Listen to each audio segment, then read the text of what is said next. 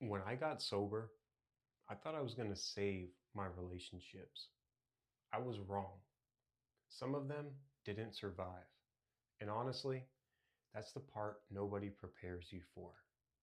Not the cravings, not the physical detox, the loneliness that comes when the people you used to drink with or use with suddenly have nothing to say to you. Today, we're talking about what sobriety actually does to your relationships, the ones you lose, the ones that change, and the ones you haven't found yet. Here's what I learned and what I've heard from so many people going through this.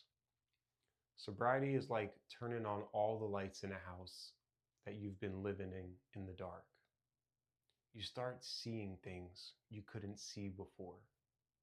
Some of what you see is beautiful, and some of it is really hard to look at. Your relationships are one of those things. When you were using, whether that was alcohol, pills, whatever it was, your relationships had a shape to them. And that shape was built around the addiction. The drinking buddy, the friend who never called you out, the family member who learned to walk around the problem because it was easier than facing it. When you remove the addiction from the center of all that, the shape changes, sometimes completely. That's not a failure. That's not you doing something wrong. That's just what clarity does. Let's talk about the ones that don't make it, because this is the part people feel the most shame about, like they did something wrong. Some friendships were only ever held together by what you were doing together: the bar, the party, the habit. Take that away, and there's nothing left to talk about. That is uncomfortable. I won't pretend it isn't. But think about what that actually tells you. Some people in your life were never friends with you. They were friends with the version of you that made their own drinking feel normal, their own using feel less serious. When you stopped, you became a mirror they didn't want to look into, so they walked away, and that is painful. I want to be honest about that. But here's the reframe: if they needed you to stay sick to stay comfortable, that was never a real relationship. You didn't lose something, you just finally saw what it was. Now, I know what some of you are thinking right now, but Carlo, what about the people who cared about me? What about the relationships that are real? And that's exactly where this gets interesting. Not every relationship that gets harder in sobriety is a relationship to let go of.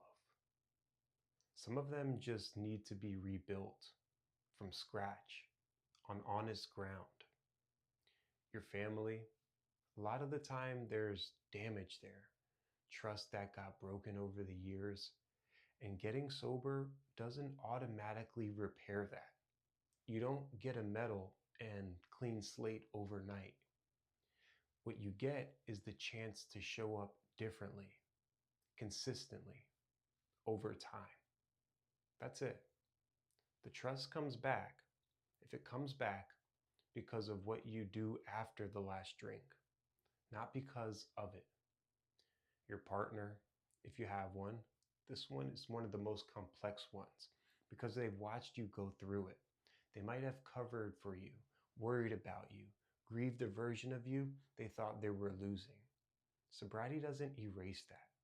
What it does is give you both something to work with, real honesty, maybe for the first time. And then there are the relationships you haven't found yet, the sober community, the people who understand this from the inside, recovery groups, meetings, people you meet online or in real life who get it without you having to explain it.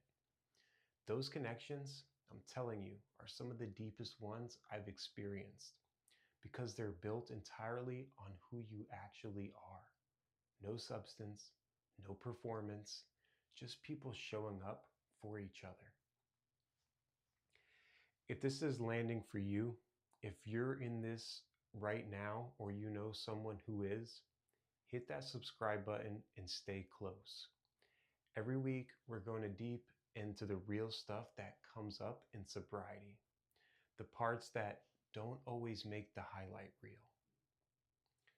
So, practically, what does rebuilding your relationships in sobriety actually look like?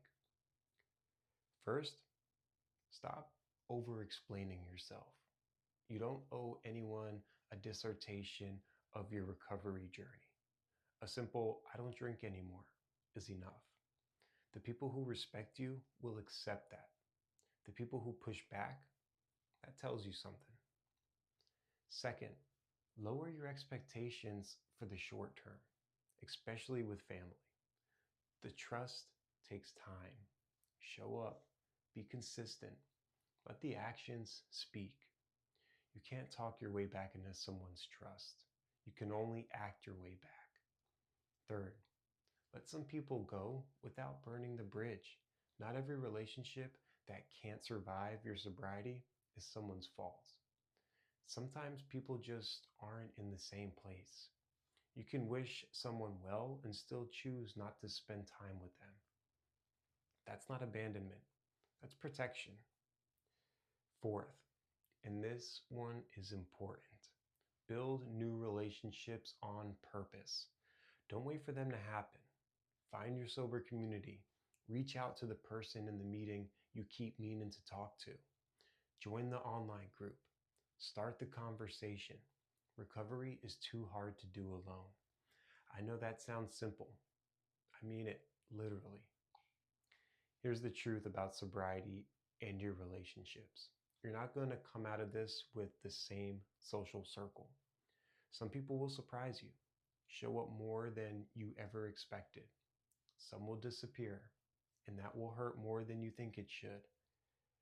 But what you're building, the relationships you build in sobriety, those are real ones because they're built with the real you, not the version of you that needed something to function, the version of you that choose to show up differently.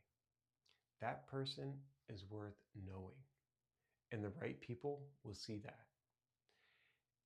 If this is week 2 of the journey for you, welcome. You're not alone in this.